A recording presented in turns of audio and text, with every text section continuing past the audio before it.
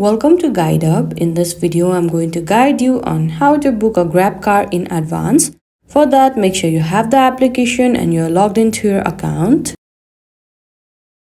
Now you will be led to this official homepage. At the top left, you can see the option Transport. Simply tap over there. Now here, if you scroll down a bit, there you can see the option of Advanced Booking. You need to tap over there. Now this kind of page will appear. All you need to do is tap on Get Started.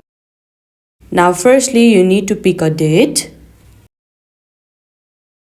After you are done fixing your date and time, you need to simply tap on Book in Advance.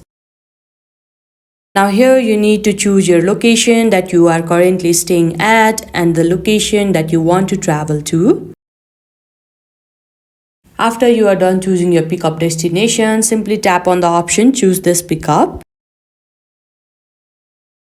Now here all you need to do is tap on Schedule Grab Hitch. But make sure the car details or the details that you have entered over here is correct. And this is how you can schedule a Grab car in advance. I hope you found this video helpful. Don't forget to like this video and subscribe our channel Guide Up. Thank you.